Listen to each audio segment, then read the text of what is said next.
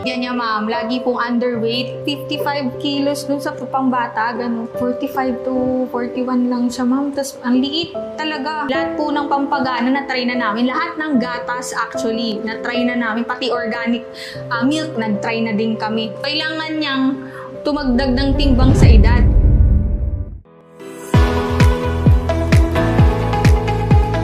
I'm Charisse Dayan P. Estavillo po. I'm 31 years old. Entrepreneur po ako ngayon. What's your name, Elard? Elard Clovis Donazo. How old are you? I am 8 years old. 8 years old. Grade 1 student po siya, ma'am. Then ako po, former seafarer po ako before. Ngayon, ma'am, nagtayo po kami ng business. And yung anak ko po ay nag-aaral po siya ngayon, ma'am. Grade 1 po siya. Meron po kasi siyang autism. Under po siya ng Asperger's ASD po, syndrome po, no? Kasama po siya sa mga may special needs pong bata. Ay una, picky eater po sila. Plus po, yung behavioral niya. Non-verbal communication po yung case niya. Nahirapan po kami siya nakapag-communicate sa mga gusto niya pong sabihin. Kasi po hindi po biro. Kasi pag ganyan may ganito sila, depende pa po, may occupational therapy, may speech therapy, na ang dami na po kasi namin tinry na mga gatas, vitamins and all. Pero hindi po talaga siya tumataba. Actually, pag bumabalik po kami sa pedya niya, ma'am, lagi pong underweight. Every 3 months talaga parang lagi siyang inuubo tsaka sinisipon. Nagka-primary pa ito, ma'am. 55 kilos dun sa pangbata, ganun. 45 to 41 lang siya, ma'am. Tapos ang liit talaga.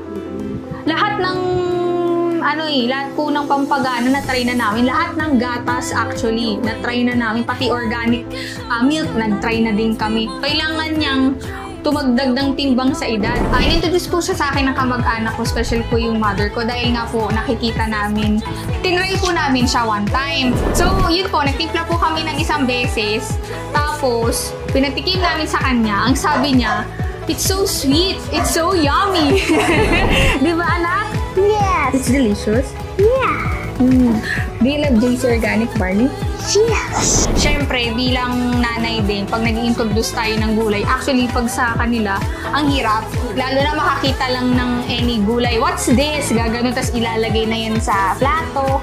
Tatabi na nila, tas hindi na nila papansinin. Pansin po namin, since lalo po na nagtuloy-tuloy po yung pag-inom na ng JC Organic Barley, nakita namin yung improvement sa communication, less din po yung tantrums, katulong na si Barley dahil yung mga nutrients na talagang kailangan nila, lalo na sa mga gulay and all, yun po talaga yung nakatulong. Malayong-malayo, ma'am, sa before, na rin siya, active na. Dati, hindi rin. Siya lang mag-isa naglalaro. Kasi ganun usually po yung mga cases. Ngayon, nakikipag-interact na sa mga tao. Barley lang pala, ma'am. JC Organic Barley lang pala talaga. Recommend po namin dalawa. Actually, hindi lang ako, pati yung buong family namin. Talagang sinishare ko yung experience namin mag-ina. Actually, lalo na din po ako, personally. Ang ganda rin po ng naging effect sa akin.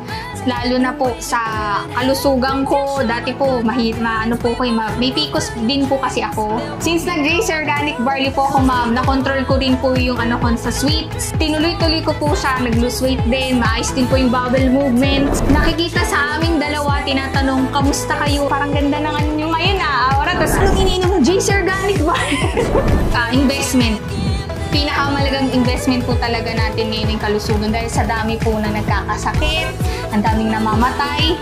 So, importante po talaga na healthy tayo. And of course, pag mayroon po kasing kagaya ko nanay, importante pong di po ako magkasakit. Sa hirap ng buhay ngayon, ma'am, importante na lagi kang healthy. Hi, I'm Charisse. Elard. And we choose JC.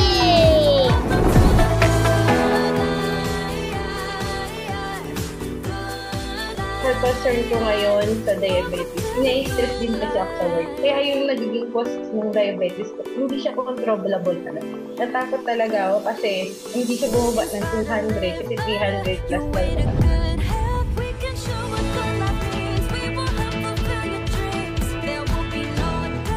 I'm Deareen Joy Homa, age 32 years old, born at Tasmania City, currently working here in Saudi Arabia as office clerk. Pinagkakabahan ko para sa lifestyle ko ngayon, nag-exercise, and then sometimes nagsusumbang kami sa labas. But noon, ang style ko, kasi iba yung kain namin before, sobrang busy sa work, and healthy food din ng mga kinakain ko. Concern ko ngayon sa diabetes. Then, suddenly, na-hospital ako. Na-confirm ko na may diabetes ako. Ang hirap talagang magkaroon ng diabetes kasi maraming i-refer sa'yo yung doktor ng mga gamot. Hindi mo minsan siya mainom kasi parang nasa-surrender ka na.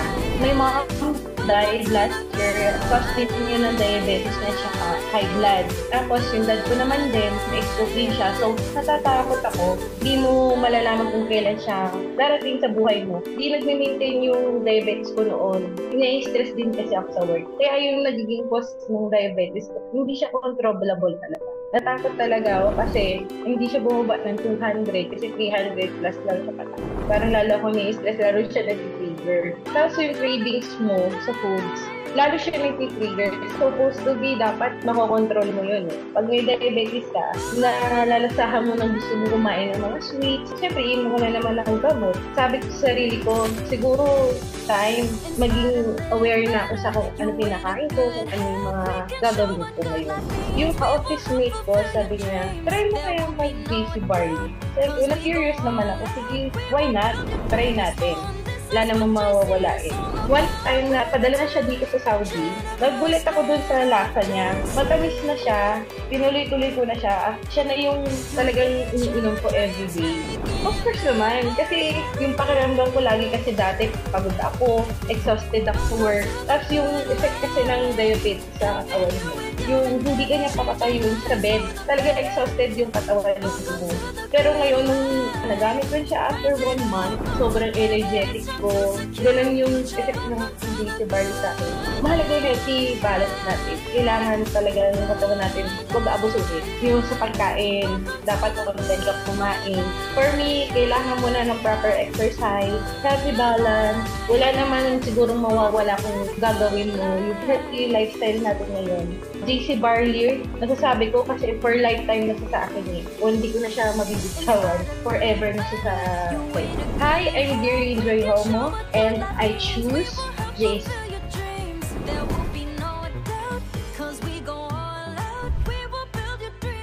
Kasi nung una parang tinatanggap ko na sa sarili ko na if may cancer ako, let it be. Kasi ayokong maubos yung pinagpaguran ko. So sabi ko kay Lord, Lord, kung maghihirap lang din talaga ako at mauubos yung kabuhayan namin dito, kunin niyo na ako.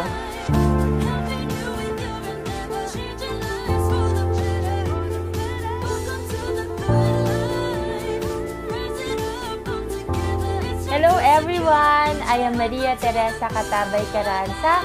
I am 43 years old and I am a master teacher too dito po sa Mandaluyong.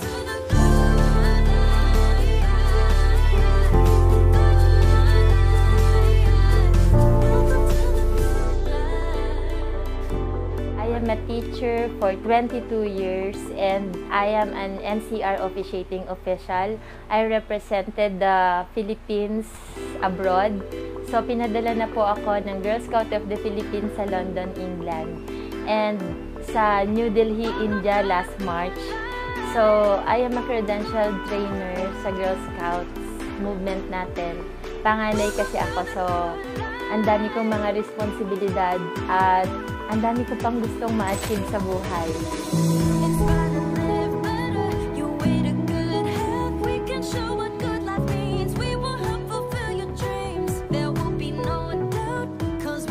I was so depressed way back 2019 when I am diagnosed with breast cancer. I have 22 cysts on my right and 13 cysts on my left. And ang ending nun, kailangan kong i-undergo yung surgery which is mastectomy. So totally tinanggal na yung right breast ko and talagang nilalaban ko lang yung buhay na meron ako. Hindi talaga ako handa na i-accept na may cancer ako kasi maganda naman yung lifestyle ko eh. And nung nagkaroon ako ng cancer, humina talaga yung katawan ko. Nakikita lang nila na medyo happy ang face ko, pero hindi nila alam yung nasa loob ko na I am suffering talaga. Kailangan ko palang pagdaanan lahat ng mga yon para makita ko yung opportunity na ibinibigay sa akin ng Panginoon na mahanap ko yung tamang produkto na makakapagpagaling sa maraming mga may karamdaman.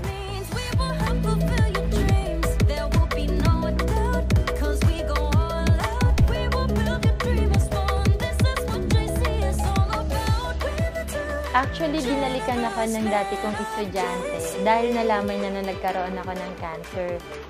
Yung dati kong estudyante na yun ay Girl Scout. Sabi niya sa akin, "Tita, mag-JC Organic Barley ka." Dahil medyo skeptical ako, ni-research ko pa siya. Hindi talaga ako mahilig uminom ng mga mapapakla. Kaya, nung unang inintroduce sa akin to, nagdalawang isip pa ako. Pero nung natikman ko siya, sabi ko, ba't ganun? Hindi siya ganun sa ina-expect ko. Hindi siya mapakla at saka masarap ang panlasa dahil sa isang taon ko na paggamit ng JC Organic Barley. Sinabihan ako ng doktor ko last August 2024 na itigil ko na lahat ng mga gamutan ko sa breast.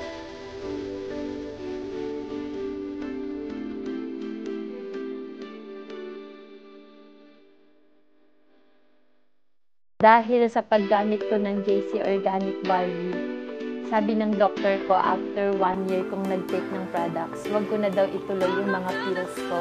Sabi nga nila, ang greatest wealth natin ay yung pagiging healthy and everything follows. Kasi magagawa mo yung mga bagay na gusto mong magawa. Dati nga hindi ako nakakapagtakong na eh. Pero ngayon lagi ako nagtatakong, nakakaakyat pa ako hanggang 4th floor. Ganon kalakas yung energy na binigay nito sa akin. Wag na wag kang matatakot na ilaban mo yung buhay mo. Katulad ng paglaban ko rin sa buhay ko. Sabi nga, si God binibigyan tayo ng knowledge and opportunity para mahanap yung dapat na value natin bilang isang tao. And dahil sa kakahanap ko ng magdudugtong sa akin ng energy, namit din natin si JC Organic Barley.